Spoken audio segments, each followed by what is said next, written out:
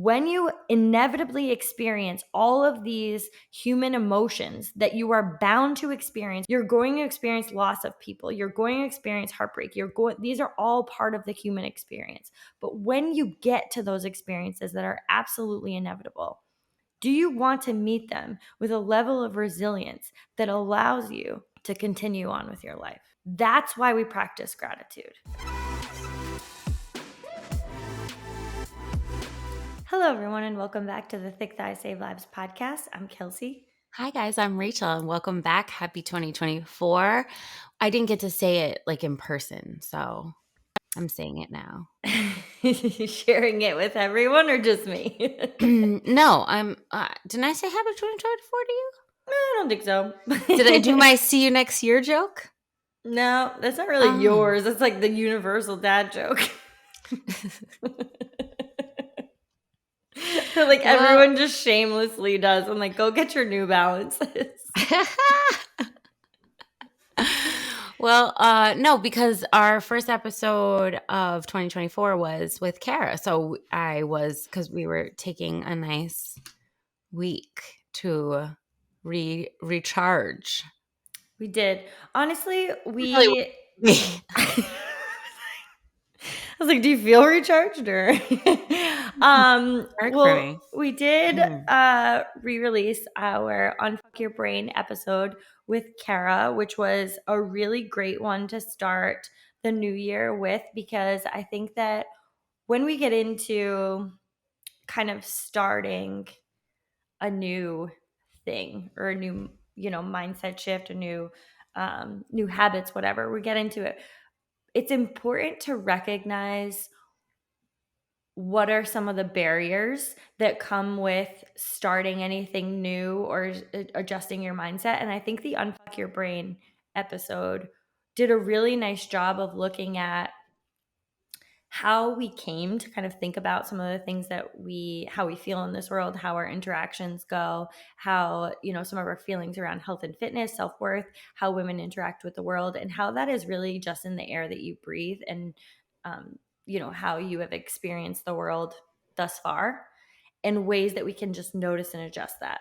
So I was really happy with kind of looking at how we can unfuck your brain to start. Well, I think one of the biggest mistakes that we all make going into, goal setting, new year kind of stuff is just not enough recognition of where we've come from. And freaking chickadee check yourself before you wreck yourself. We need to, because you have to check in with why your behaviors have developed in the way that they've developed before you're going to go ahead and change them, because there's reasons why those behaviors have developed. And without checking in and, recognizing them, you don't have to say that, oh, that's my story and that's it, right? That's the way I am.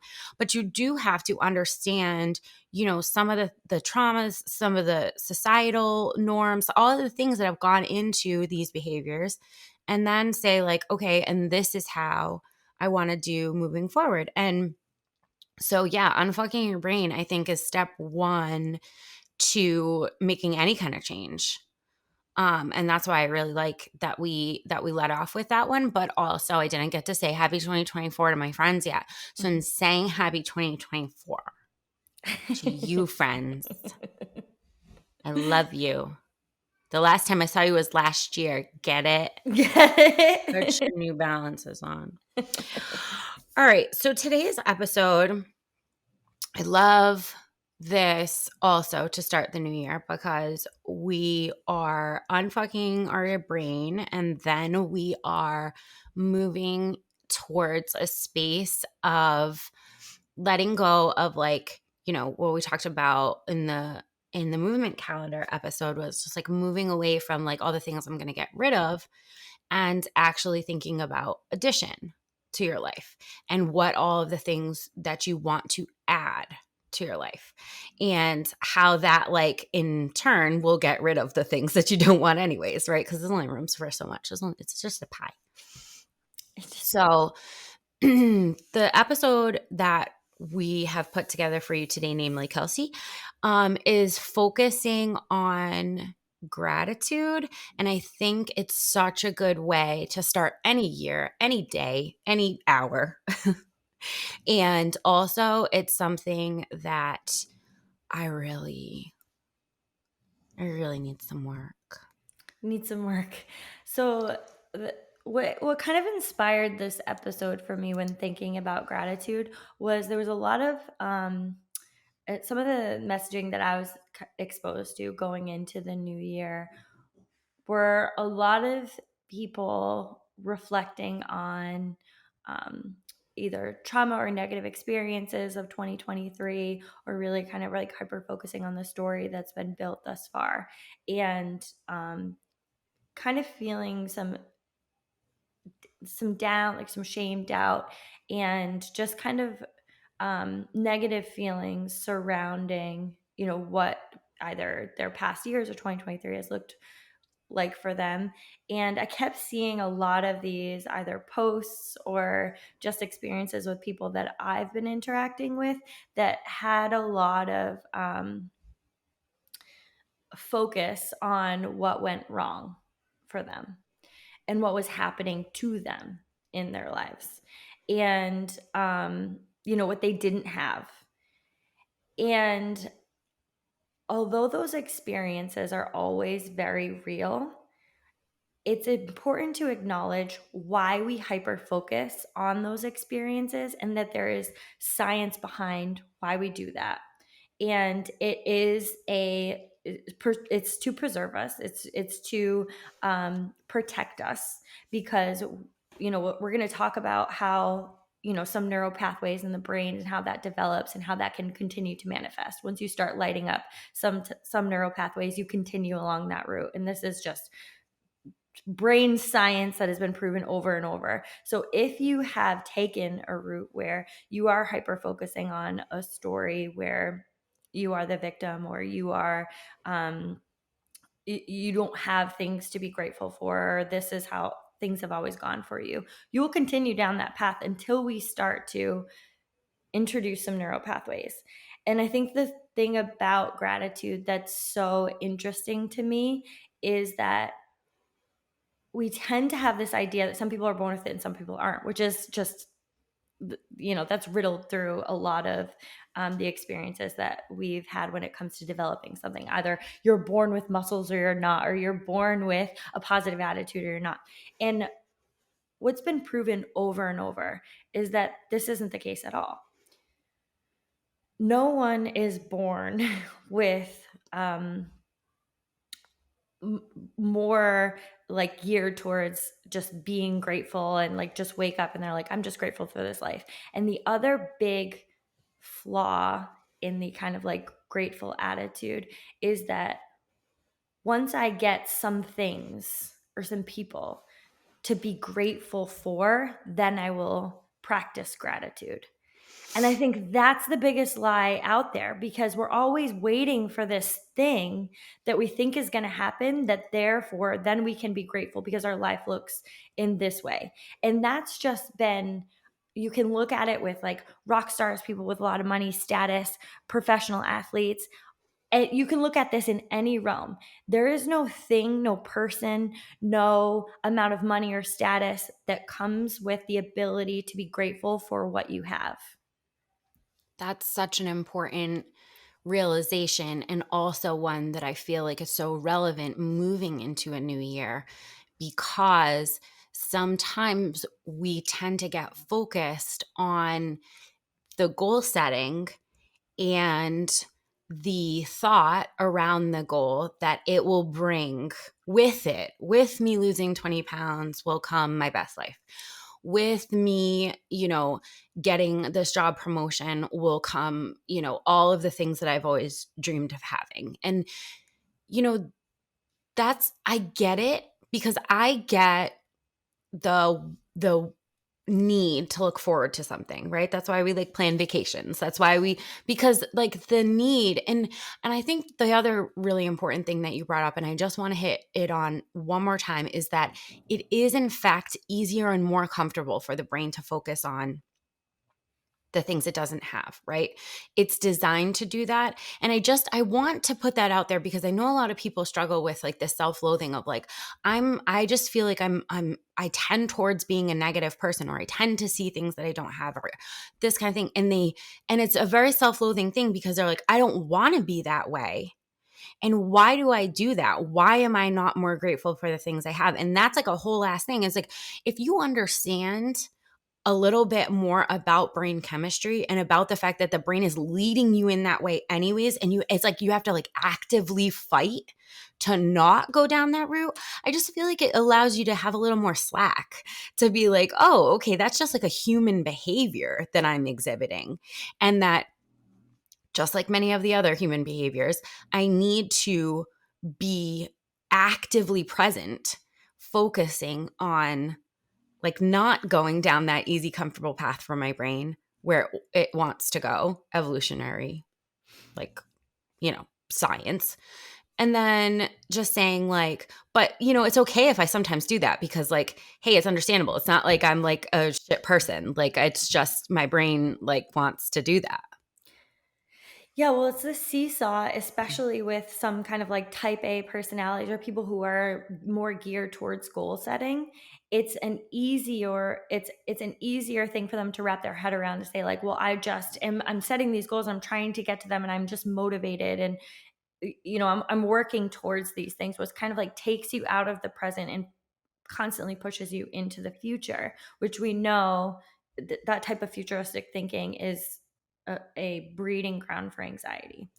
I'm going to call it what it is, because that it really is like thinking in the future. Thinking in the past causes depressive episodes. Thinking in the future causes anxiety. This is just like in psychology. These are the groupings that we tend to, kind of like loosely put people in. If they're more in the futuristic thinking, they have a lot of anxiety about the future. And that can come with people who are, doing things like listening to a health and fitness podcast because they're trying to set goals. They're trying to live a happier, healthier life. And when I started to think about gratitude and how this kind of played into living a happier, healthier life, living a holistic, healthy life. And we will constantly say that is involved with your mind being in a good place, but the physical aspects of a healthy mind just can't go overlooked anymore. We did an entire podcast on, how your brain makes you sick, and there is so much science that has met, some of these kind of looser ways of thinking. And then we have combined, not Rachel and I, but as a society, we haven't combined science and No, all the best people. all the best people. The much better people. We'll put them in the show notes for you to listen to after. Parentheses, the best people. But combining some of that, scientific research and some of these things that we know have been, proven to improve your overall health have been combined. And I'm going to talk about a couple of the studies today, because I think that's really important to understand that this isn't just some, I don't know a better way to say this, like some hippie shit where like it's just like practice. Like when you think of gratefulness, you think of like writing things in a jar or saying like mantras, or kind of like doing some affirmations. And I don't want to kick those, but the science behind a lot of affirmations specifically is not met, because our brain is very smart. You can't lie to it. No, it knows. It knows. So when we do these, fake it till you make it things, or we kind of insert some of these mantras, or like, I'm going to practice positive thinking, which a lot of times comes with the practice of a grateful mindset. We just need to think a little bit deeper about that, because there is not a lot of actual science that proves that is going to make a difference in a gratitude mindset. We actually have to change some of the neural pathways. We actually have to, practice some of these things that are proven to change those pathways. And so I want to talk about gratitude for a minute because it's a pro-social behavior or a pro-social mindset. And this isn't, when we hear that, we think that this is our interactions with others, or this is just like a social experience. And it can be, because this is the type of thinking that benefits your interactions with others, but benefits your interactions with self as well. So when you benefit your interactions with self, you are in turn going to benefit interactions with others as well, which is why we kind of like are trying to do some of that internal work. But pro-social behaviors is not just this, term that we use in a social setting. These are actually referring to circuits in your brain that are designed for pro-social thoughts. So these are designed to bring us closer to things. So when pro-social, behaviors or thoughts, pro-social circuits in your mind are designed to bring us closer to things, and those are experiences that typically we enjoy. So an experience with a loved one, a happy, like some people think of like hugging their children, any of these moments, good food, sensory items, or experiences, and they're designed to bring us closer to things. Now that plays on kind of a seesaw effect with defensive circuits. So these two things are kind of like on this, they're both very important, but they're on this like seesaw of circuits that are lighting up within your brain that are going to generate how you respond to things. So when you're thinking about pro-social circuits, you're getting closer to things. When you think about defensive circuits, you think about retracting. Like some of that body language looks like you're covering like some of your vital internal organs. You get smaller, you kind of like your arms are kind of covering your chest, things like that, where you're designed to kind of be more in a fearful or defensive mechanism. And these are obviously very important to keep you alive. However, the argument has been made that those are more active in your brain because of, from an evolutionary standpoint of Right. you just needing to, stay alive and to be protective of yourself, because that's your brain's number one function. So it's geared towards kind of like more defensive mechanisms, but they take away from your pro-social circuits. So the more active your brain is on a pro-social circuit level, it's least active when it's defensive, right? So when it comes to some of our experiences with self or interactions with others, you want to be more like pro-social, right? You want to be less defensive. That's where you experience empathy. That's where you experience love. That's where you experience human connection, where you're drawn in closer. And that can be closer to self as well. So when we're thinking about gratitude overall, and we're thinking about how do we want to wire our brain towards gratitude, we have to think about what that shift looks like and how we can, because naturally we're geared towards fear and defense. So if naturally we're leaning there already, and then we continue to practice those things, which is what our interaction with the world often looks like, and in interactions with social media or interactions with others, that's what it often looks like.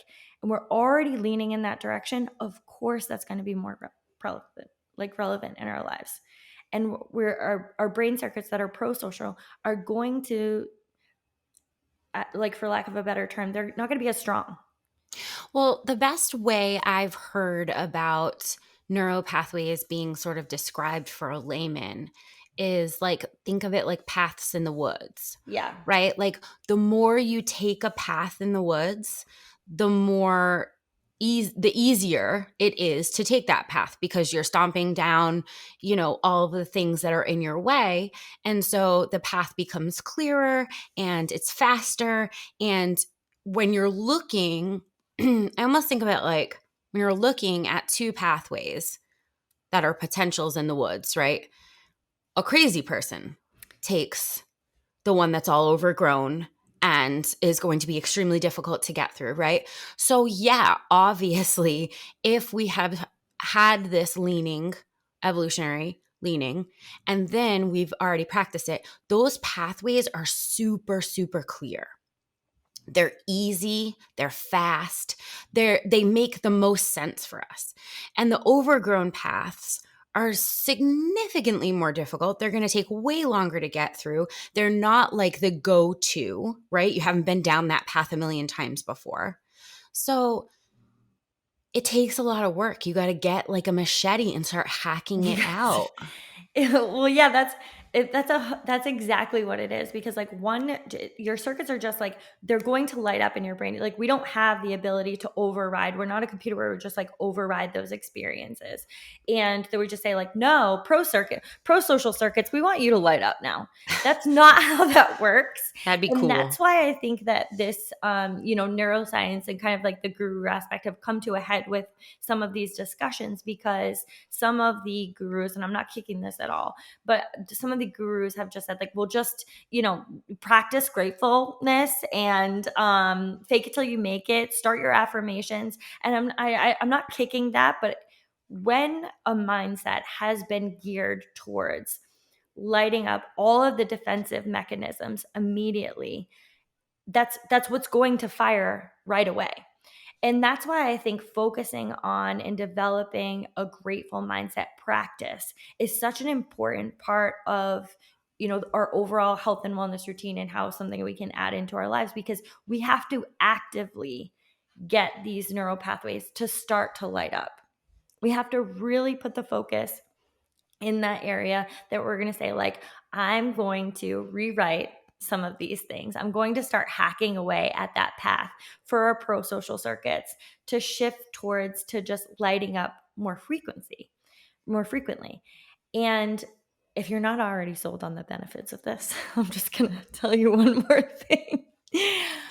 So people who have, practiced gratitude throughout their lives, or experienced several experiences of gratitude, and you see them in the future, and they're geared more towards that. And we talked about that with the circuits. But the fact is that when you start activating these pro-social circuits in your brain, you build more resilience and a different mindset towards experiences in the future. And I think that's important to note, because you can think, if you're someone coming into this podcast today and you're thinking like, I would like to be more grateful for the things that I have, or I've experienced something that's, hard within the last year, and I really work on my mindset and my shift around that, what that experience looks like. That's going to help you right now. Yeah, for sure. But it is actually going to build more resilience for the future experiences, because you're not escaping the human experience. You're not escaping hardship. You're not escaping trauma. You're not escaping any of these things that happen within the human experience. And I think that's what really got me thinking when it came to this podcast, because I felt like there was a lot of talk about just wanting to escape the human experience, wanting to escape heartbreak, wanting to escape some of the things that have, not gone so well within the past year. And I'm like, well, these are all part of our human experience, right? Like, these are all things. And I don't want to be that, that meme, that says like, don't tell me my heartbreak has made me stronger, like blah, blah, blah, all these things. That is definitely a mindset shift that's really difficult. And I can understand the looking at it and being like, well, I'm in this space right now, and it's important to stay true to the space that you're currently in. But if you can start to think about how you can reframe some of these things in your current situation, and how that may impact your ability and resilience for the experiences you'll have in the future, it's like invaluable. Yeah, that's why, when you opened with like the people that you see that are really, truly practicing this gratitude, and are, your kind of poster children for like, okay, this is how I want. It's not that they've escaped trauma. Yes. It's not that they've escaped heartbreak. It's not that they've had this like lucky path, where in fact it tends to be the actual complete opposite of that. Some of these people, you look back on, the experiences of their life and you say, how could you possibly be thankful and present in this moment when all of these like extremely traumatic things have happened to you?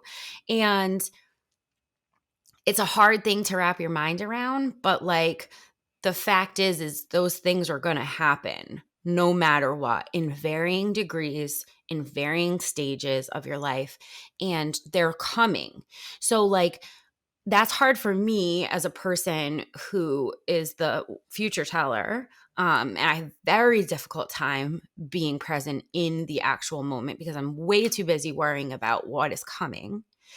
And part of that, personality flaw is simply that the thinking of the preventative nature of these traumas or hardships, or I'm going to prevent these things. And the acceptance that there is no preventing those things is a weird ass thing. It's really hard and I am not there. But I see the value in it because, like you said, these are the human experience. The only thing that you are in control of is your response to when these things happen, not if they happen, not to the degree that they happen. The only thing that you are truly in control of is how you respond to them. And so the work, instead of, that's what I'm trying to tell myself, I'm saying to myself right now, instead of spending the work and time and effort on trying to prevent them, spend it on preparing yourself to be the kind of person that can bounce back from these things, and still appreciate the world around them. That's such an important acknowledgement, I think, for a lot of people to be able to hear, because most people are not there yet.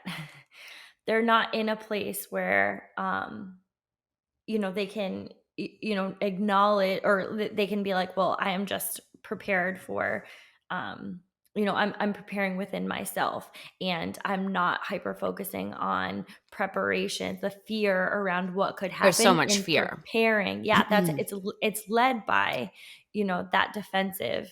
those defensive circuits. Those are leading the way.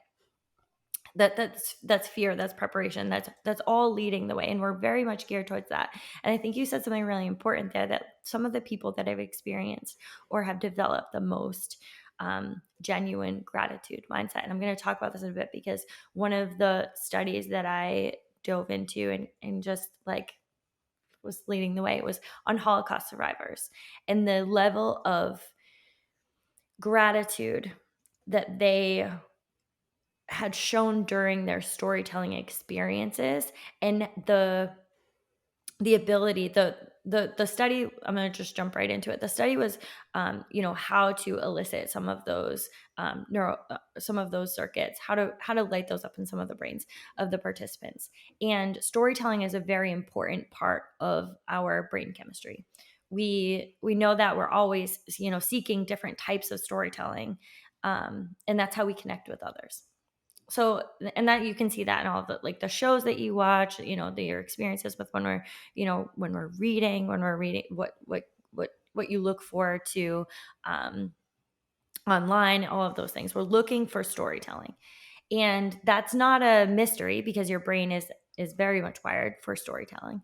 And so this study looked at what the effects of storytelling can be on feeling grateful, because that was one of the main factors for experiencing empathy and getting some of these neural pathways to bright up.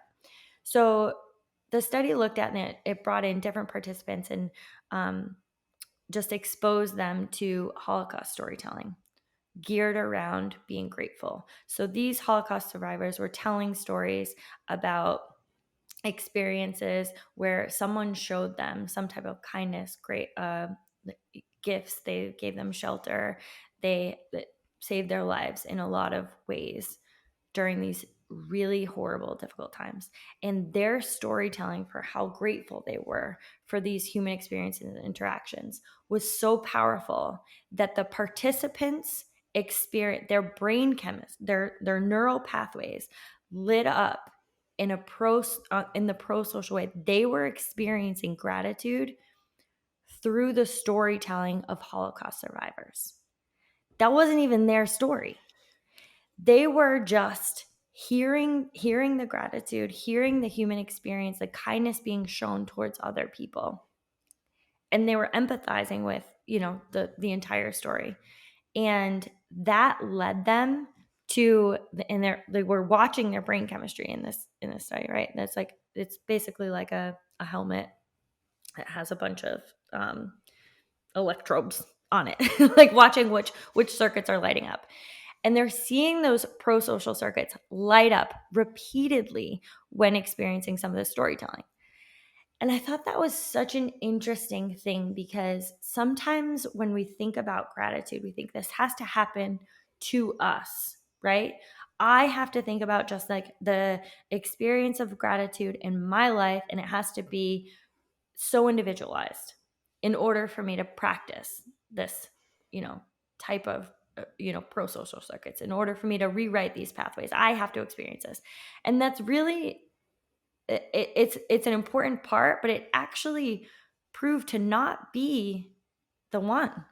Like it proved that it wasn't necessarily that you had to think about the things that you were grateful for in your life.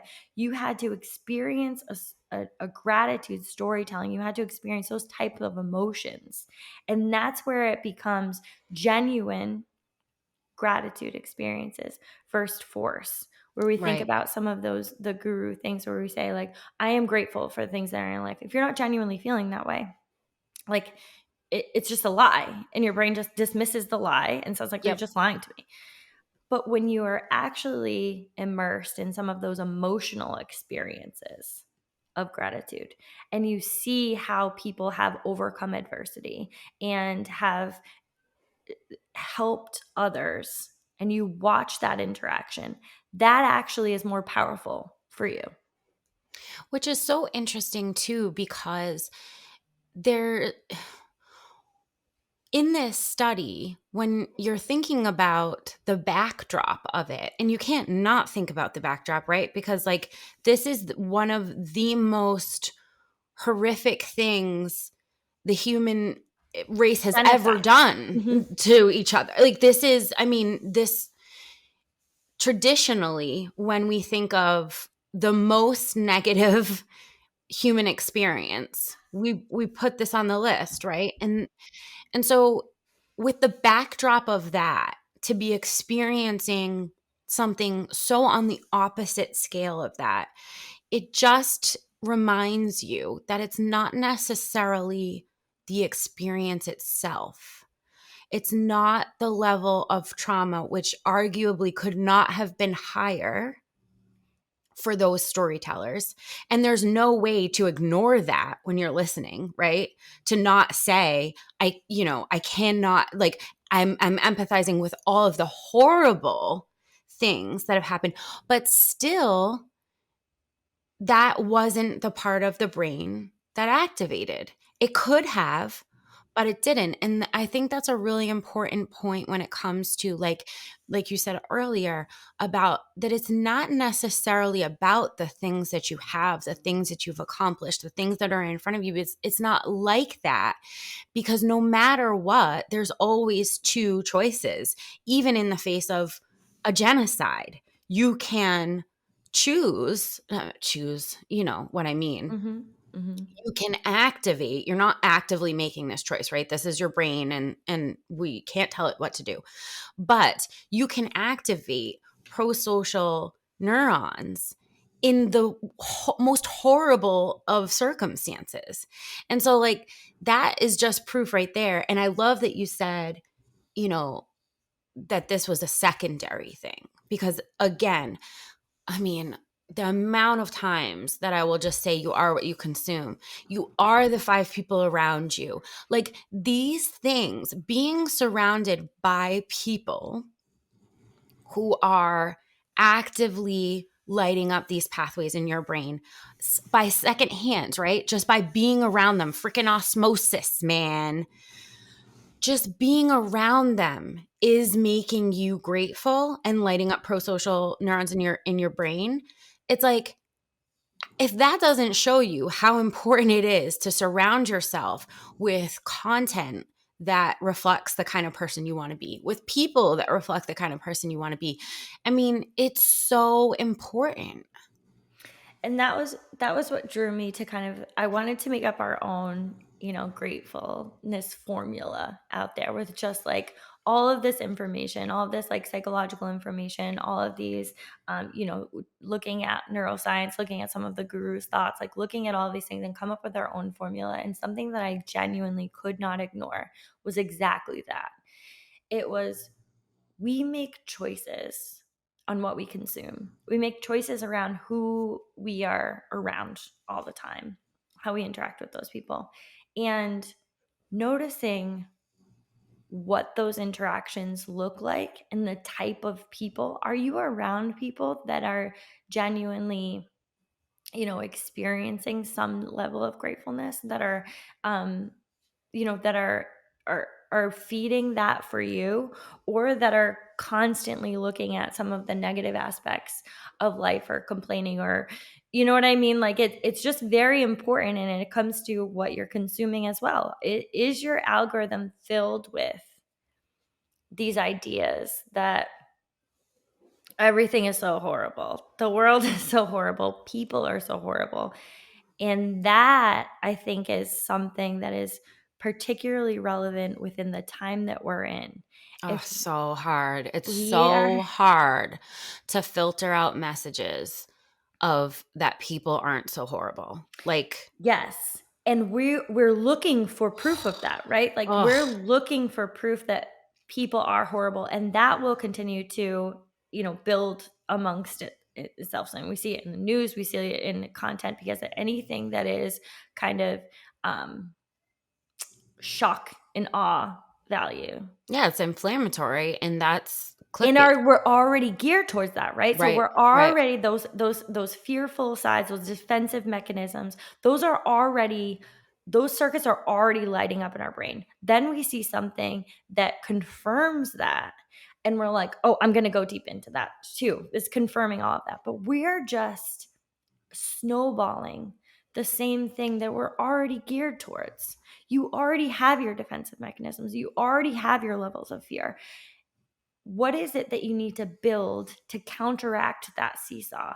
Because we can't just be sitting here with so many defensive mechanisms, with so much fear that is just continuing to manifest itself within ourselves and within our interactions, because it's taken over.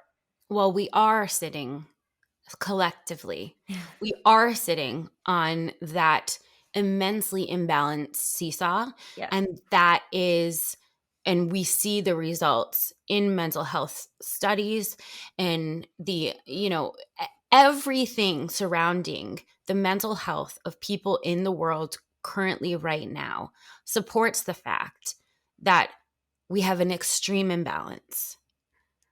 And it's so hard because it's just, there's so much information just constantly coming at you. And if you are wanting to confirm, and it's not your fault, right? No. But I'm telling you, the biggest change that I've ever made to curb some of my mental health issues has been the control of my algorithm.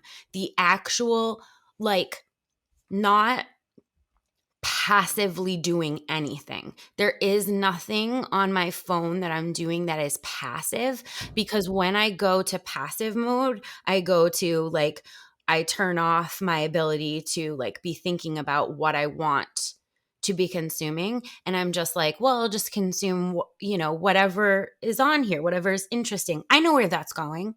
I know Mm-hmm. what my brain's trying to do. It has to be, and that's why I'm saying we all are using our phones in a way of winding down and Mm. decompressing. And it's such a weird thing because we want to decompress, and decompressing means sort of turning off the self-improvement to, to a lot of people. It's like, I don't want to self-improve right now. I just want to like lay here and I just want to consume, right? Mm. So when you're not actively controlling your algorithms, you're allowing your brain to want to go down those pathways, and all of that stuff is being reinforced. And I really truly feel like that is why we have the imbalance that we have right now and today with mental health issues, is just simply because people are not actively controlling what they're seeing and the content that is they're intaking, and that goes the way that goes. Well, I think that's a really important point when it comes to comfort too, because we are seeking comfort.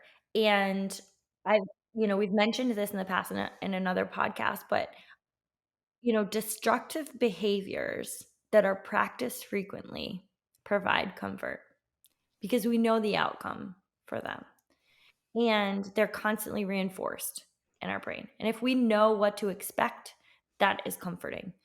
Even if it's not serving us, even if it's making us genuinely unhappy, even if it's causing a lot of anxiety, we know what anxiety feels like. So that's comforting. We don't know, some of us don't know what pure joy and pure experience without fear feels like, what coming closer with less fear feels like. I don't. And that is something that can cause, a lot of that can lead some of this, I don't want to say destructive behavior, but it can lead It some is. of this behavior because it is comforting for us.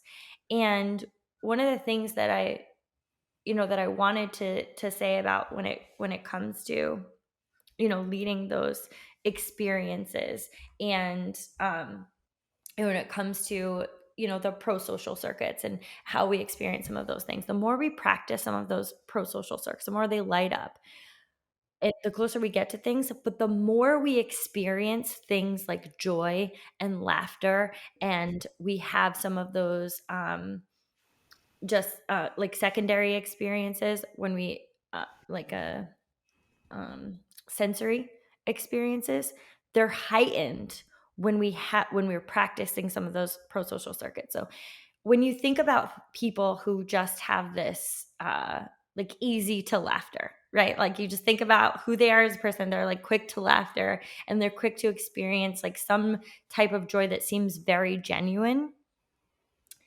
That's because they are experiencing it at a heightened rate, basically.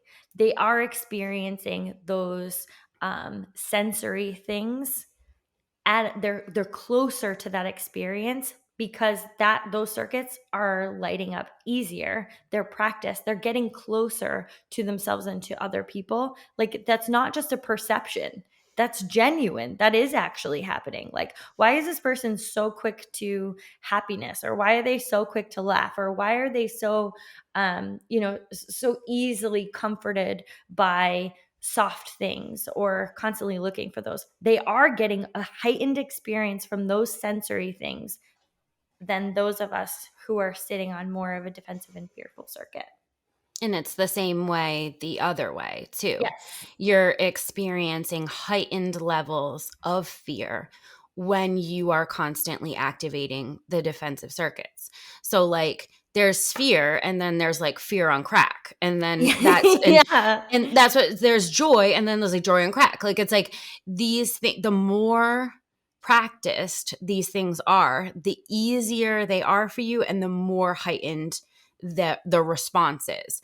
So it's like it goes the other way too. If you like know somebody like that's super quick to complain, Yeah. and like they're super easy to look on the negative side of things, and like that's their experience. Their experience is so real and it's so heightened. It's Whereas so real. sometimes I'm like with people that I consider like complainers. Sometimes I'm like, geez, like this to me, this doesn't seem worthy Yeah. right? I'm always like doing this with people, but like that's something I'm working on in 2024. This doesn't seem worthy of a complaint. Like it doesn't, but if you're experiencing that at a heightened level, think about like everything is just more. It's more. It's more. To you, it seems so big because it's like a practiced and learned behavior. Well, that's where the resilience for the future comes in, right? So Yeah. if you have developed these pathways, your resilience for the future and for those negative experiences is very low. So any of these kind of like life experiences that come in, and you can think about this in just an everyday sense. When it comes to traffic, someone walking too slow, some of these irritants that people experience on a daily basis that they would consider to be just kind of like constantly breaking down their level of resilience, right? Your resilience is already very low if you have not practiced some of these gratitude or pro social circuits.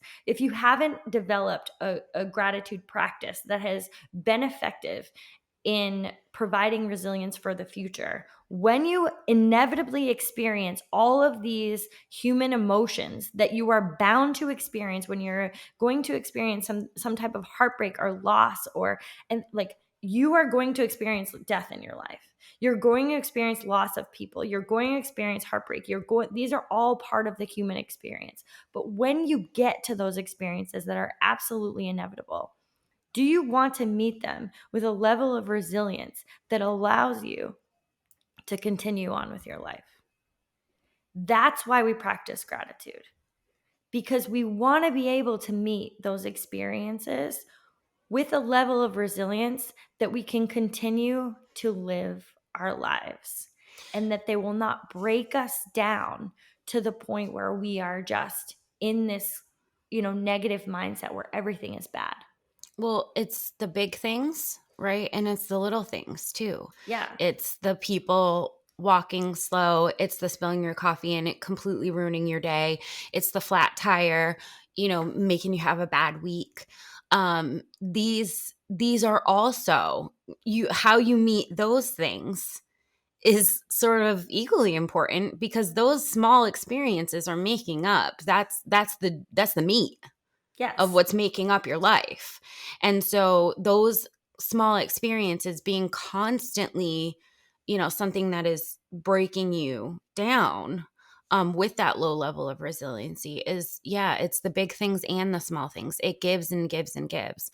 I just wanted to go through quickly a few of the physical benefits that come with some of these practices and some because like you said a little earlier, the connections between the brain and your physical health of your body are just they will not be ignored anymore.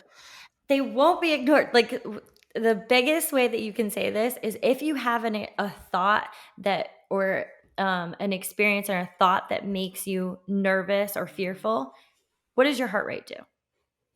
What does your breathing do?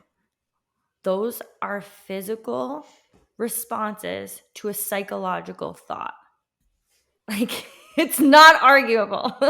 Now put that on a scale of how many thoughts there are a day, how many thoughts there are a week, a year, I throughout think your it's like lifetime. 70,000 a day or something. It's crazy. So, so put that on the scale of can you make yourself physically ill with thoughts alone? Like can you change the chemistry of your body? Can you change the composition of your body simply with your thoughts? Like the answer is yes, and that's why this work that we're doing is so important when it's the mind body spirit thing, because it's like a lot of people set their 2024 goals. I want to have a healthier body, and that means like losing weight. And I just want to reiterate constantly that the physical health of your body is so dependent on your brain chemistry and what is happening in your brain. And it's got to be in the conversation if we're talking about improving the health of your body in 2024. It's got to be in the conversation. It has to, because without it, is just not a complete view of, and, you know, we've seen so many people, like, I can't reach my fitness goals. And we look at their stress levels and we're like, I mean, yeah, no, you're right. You're right. You can't, because this has to actually change. So I want to talk about some of the physical benefits. We know that immune health is so dependent on brain chemistry. It's like wild. It's wild. Um, when this is just a side story, as you know, working in therapy, when people have come in when they are coming in as more of like an emergency sense, where they're experiencing like, you know, bouts of MDD or depression or anxiety, where it's, you know, become debilitating in their life. One of the most common things that they come in with is if they're sick. And we go over this over and over as you are like going through your clinical practice, is that one of the main indicators that someone is in, you know, a major depressive episode is that they come into your office sick every time. Their immune system is just so prone to getting sick because it's like this, it's not an accident. People, you know, that experience some level of chronic pain. Yeah. Oh, this is the same kind of thing. Those aches and pains are it's so weird. It just bugs me out when you think about, like, because you think of physical pain as something that is so centralized to the area that's in pain, right? And that, like, addressing it means zeroing in and just looking at, like, the knee, the lower Mhm. back, you know. But you know, studies have shown that with the kind of brain chemistry that is off kilter in the way of like those defensive mechanisms, the perception of aches and pains is like off the charts. It's not being perceived in the same way that someone with different brain chemistry, but a similar, like, let's say, like, diagnosis or whatever, it's not being perceived in the same way. Like, you're actually feeling more pain simply because of your brain chemistry. It's freaking weird, man. I did like a study in here too that looks at some of the gratitude health benefits for reducing inflammatory responses that I thought was really interesting, because literally nothing else changed physically. There was no like pharmaceutical drugs that reduced inflammation. There was literally just practice of gratitude in a way of support giving. This was for women, and it was giving support, you know, to each other as mothers. And those relationships literally reduced inflammation in their bodies. Like there was no other physical changes that happened that the group was exposed to other than giving support and gratitude. That is so wild to me.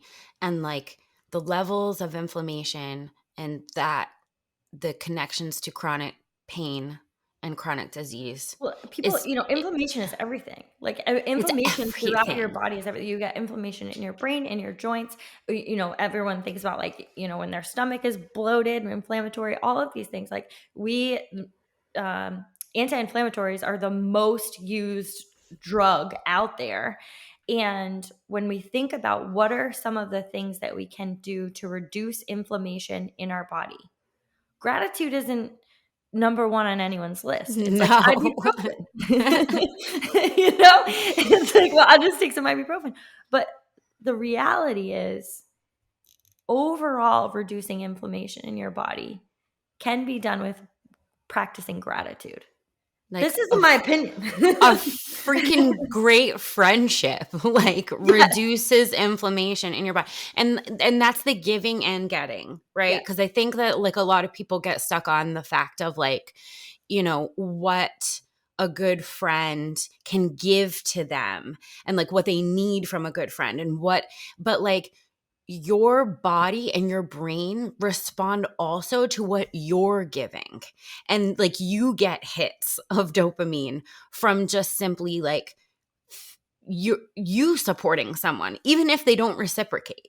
Yes. So it's like I just want to point out that like, you know, because some people are like, oh, it's just out of my control. Where are these good friends at? Like where like you can do it and give your brain the same response.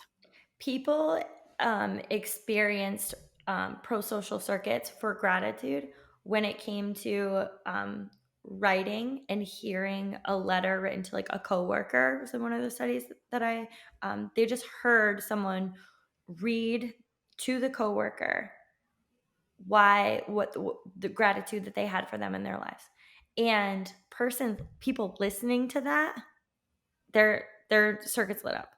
Like, It's like you're not even involved. you're Like not you even involved. Like, it's I just amazing. love love. I just No, love it. it's amazing, like what you're exposed to and how that can really affect, you know, what your experience is. Because we do think about like, well, you know, I wish someone, and it is stronger when someone expresses gratitude for us. That is 100%, but it has to be genuine gratitude. Right, right. And you Because can't control that. yes. So that's why it's kind of like, well, do what you can then. Well, that's one of the other ones that I read was, you know, gratitude in the workplace, and when a boss was like giving a raise, for example, but the person's perception was that my boss hates me, but they're still giving me a raise because I do a good job. They did not perceive the level of gratitude like at almost at all. Because it's not monetary. Like, it's not a monetary value. Like, you Yeah. can't fake any of these things by just sliding something that you think will show gratitude without genuinely experiencing and showing that gratitude. People who received a lower raise, but like, and everyone's like, no, I want this thing. But I'm telling you what your brain experiences. But they were, you know, given the type of gratitude that they were looking for from that person, genuine gratitude, their experience was just that, like, it was much better for them. Their pro-social circuits were lighting up. Their overall recognition of the entire interaction was grateful, happier, and they were just like more likely to like benefit from and invest in that experience than the latter. Well, that's why it's not about the things. It's not about the thing. Well, It's that's what not it about the explained for me. I'm like, things. you think Yeah. that you're gonna get this thing or this promotion or this whatever, and you're going to experience gratitude when you get there, when that's just not the case. Yeah. You It's cannot fool your brain with things. You can't fool your brain with nope. affirmations. You can't lie to your brain to say you should be grateful because you have all of these things. And I think that's where a lot of people, you know, get caught up with when it comes to shame for not feeling grateful, because Yeah. they say like, I should feel really grateful because I have all of these things. And, you know, I see someone who has none of these things and they're just experiencing this level of gratitude all the time. Why can't I? What's going on? Why can't I be? Because you can't fake it. Okay, and it's not about the things. Yeah. Mhm. It's not about the things. So I wanted to give some steps, if you're into that. Let's do some steps. Let's do it. Some steps that kind of like are not that, you know, I've been thinking about as you guys have heard how important a gratitude practice is, and how it changes the neural pathways in your brain. But I really want you to understand that nothing that is worth it is ever going to happen overnight. No. And some of these things are just not in line with, you know, some of the gurus out there. And it's not that you can't take some of those with you. Take what works for you. Take what works for you in the Absolutely. moment. Do What your thing. feels like, because this is the thing, is it's all about the way you're perceiving it. So if something that the gurus are saying, it you try it and like it feels genuine to you, like we said, you're not going to lie to your brain. So if it feels good, take it, use it. Yeah. use it, move forward with it. One of the things that I had heard from, I follow someone who had been a monk for many years, and he has a great podcast now, Jay Shetty. I'm sure a lot of you have heard of him. But something he said going into 2024 was that he got a jar, and he's writing things that he's grateful for on some of the sticky notes and putting them in, and he's going to read them at the end of the year. And I thought that was like actually a really good thing. But I listened to another one who went deep into this. I listened to another one who talked about sleep and how important it is for your brain and what happens before you go to sleep to develop some of those neural pathways. And I felt like that was a low-hanging fruit because it's subconscious. Yep. And it's something that is within our control in a very segmented spot. It's hard to control things that happen throughout our day. But right before we go to sleep, we can make some changes that we are generally in a lot of control of. So one of the ones is every night before you go to bed, ask yourself, what went well today? And it's really important that this is a question because, again, we're not faking it. We're not going like, well, these are the things that you should say, or these are the things that you should think Or about. list 3 things that went well today. Because Yes. sometimes it's hard to come up with the 3 things, and sometimes you have 10 things. And that's really important to recognize too, because and I think a lot of people will have difficulty finding something that went well today at the beginning of this practice, because your mind is initially going to go, for a lot of us, into the things that maybe didn't go so well. It's And that's supposed to. That's what and it's that's supposed to important. do. Yeah, it's Yeah. important to note that, because you can say like, oh, I asked myself purposefully what went well today, and my brain said this is what didn't go well today. Wow, that's weird. Who invited you? That was what happened to me as I started to Mhm. practice this. I was like, who invited you? Out of here. That's not even the question I asked. Why And is it like opposite day? it's an interesting practice though, because Yeah, you say it like, really is. oh, that's not the question I asked you. So that, but I guarantee you this, it becomes more natural. So when you say what went well today, you're asking a genuine question. And if you're listening to this podcast, you have something that went well today, guys. You just have to find it. And it might be really hard to find on some days, and it might be really hard to find at the beginning of this practice, but as you do it more, it's easier to find. You got to trust that. You really do. You have to take that at face value and just blindly trust it, because at first it's going to be like feeling like this is a negative practice, because like as Kelsey said, the first things that come flooding into your mind are like the party guest that wasn't invited, and like Yeah. all the things went wrong, and you're going to be like, why am I doing this? That my brain is just sucking at this so much. But I'm serious about the fact that like you've got to blindly trust in this and just keep doing it every night. And I swear 2 weeks in, you're going to be like, holy shit, that annoying girl that kept showing up at the party, like finally got the hint. I'm telling you. It's so true. And doing this right before you go to bed sets you up for it's almost like putting something in the oven.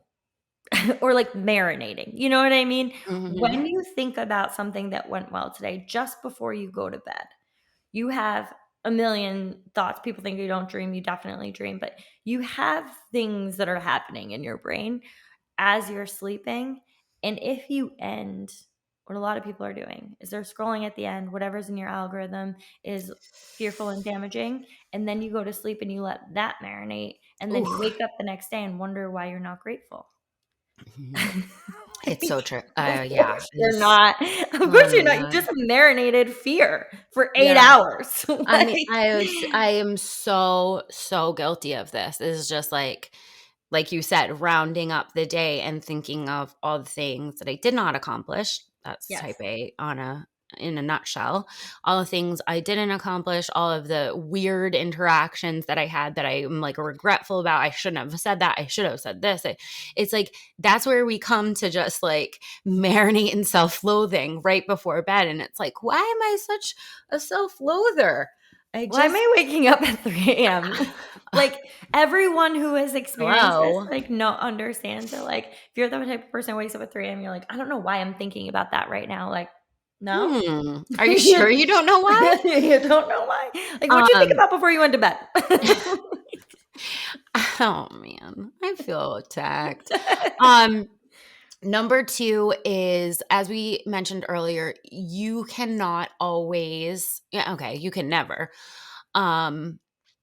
control the amount of gratitude that's being thrown your way, right? Like, you can't, I mean, you can lightly tell the people, hey, I really appreciate if you tell me some things that I'm It's doing gonna well or benefit my whatever. pro-social circuits, guys. Sure. I mean, you can let them know, right? But like as we're talking about the genuineness, right? If something seems forced and your brain is thinking that you're forcing the person, then it may categorize that as a lie.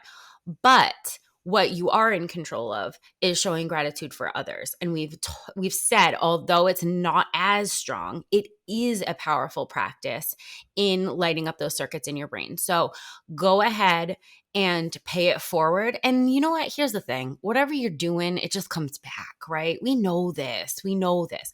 So if you're constantly expressing gratitude for others, all of a sudden, right?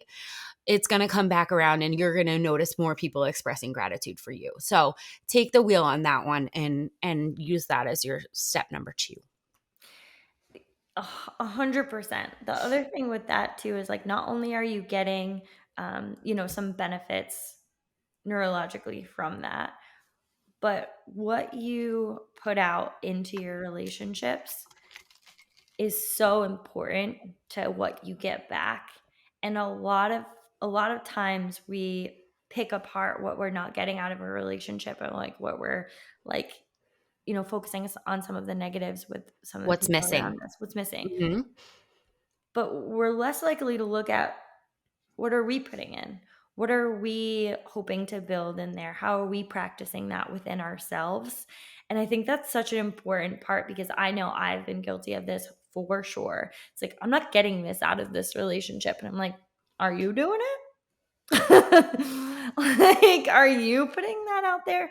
Are you going out of your way to tell people in your life that you're grateful that they're there? You're grateful for these moments with them. You're grateful for some of these experiences with them. They might be super small, but like, I'm super grateful right now. I was going to do this at the end, but I'm really grateful that I can go for walks with my mom. Like, that seems like a small thing, but it's not a small thing. I'm very grateful that I am in a place where like I can just be like, hey, do you want to go for a walk together? It's the meat. It's the meat. These are just It's the small meat things. that makes up your life. Yeah, Mm-hmm. it's so true. Um, and last step is, please be conscious of what you're surrounding yourself with. It's so, so important. Control your algorithms. Do not turn off your self-improvement when you turn on your scrolling. Like, it's dangerous. It really, really is. Control what is coming in, because no matter what, your brain is responding to those, whether or not you think you're taking in them passively or not. And so, like, you are what you consume. You are what you consume. You are what you surround yourself with. The language that you use when it comes to telling your story is so important.